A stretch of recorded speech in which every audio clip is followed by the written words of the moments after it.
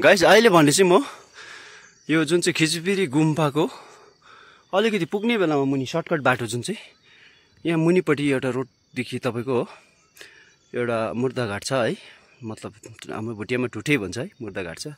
त्यहाँदेखि यस्तो उकालो लागेको सर्टकट हिँड्नु उकालो आउनु भयो भने चाहिँ यो बाटो भेट्छ खिचिपिरी जुन पुरानो गुम्बाको मुनिपट्टिको यो यहाँदेखि उकालो गुम्बा जान्छ। र आउनुहोस् म तपाईँलाई एउटा यस्तो राम्रो एउटा भ्यू पोइन्ट देखाउँछु। यहाँदेखि तपाईँले भ्यू पोइन्ट मजाले देख्नुहुनेछ।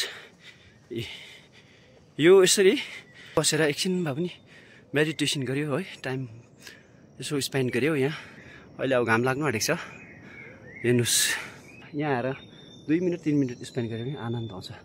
अब यो जग्गा किन देखाएको भने तपाईँलाई कतिवटा यो हिडन कुराहरू है, यो जग्गाहरू चाहिँ हिडन हो, तपाईँलाई थाहा छैन होला। सायद तपाईँहरू खिचिपिरी आएर नाइट हल्ट गर्नुभयो भने चाहिँ यहाँ एकखेप भिजिट गर्नुहोस्। एकदम मैले जस्तो पाराले यो भिडियो भन्दैछु त्योभन्दा बेटर डिफ्रेन्स छ। र हेर्नुहोस् मैले एउटा यहाँ देखेको कुरा चाहिँ म तपाईँहरूलाई बताउन चाहन्छु। देख्नु सक्नुहुन्छ है, यो रबरहरू पनि डराएको रहेछ है। अब एउटा यो पवित्र स्थल छ है, यो खिचिपिरी लेकमा बसेको छु, लेकको वरिपरि बस्दैछु।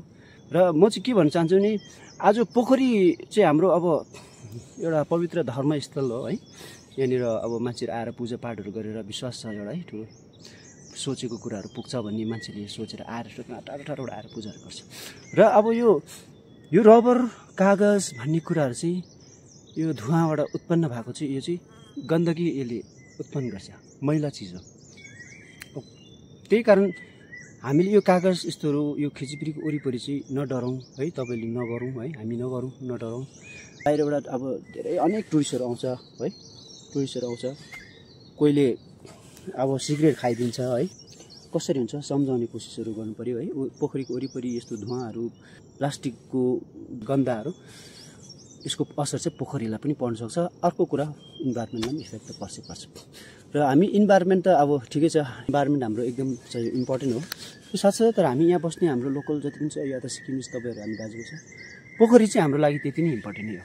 अन्त अर्को कुरा चाहिँ तपाईँ हामी यहाँको लोकलहरू जति पनि छ, तपाईँ हामी नि भोलिन्टरीली निस्केर यो कुराहरूको मतलब पहल गरेन भने बाहिर गएर आएर तपाईँ हामीलाई मतलब सिकाउने बताइदिने वाला छैन। र यो पोखरीलाई कसरी हुन्छ हामीले प्रोटेक्ट गर्नुपर्छ, काटमार गर्नु भएन, न पोखरीलाई चाहिँ एकदम हामीले जोगाउने बेला भयो। त्यति भन्दै आजको भिडियो यति राख्छु। Thank you so much.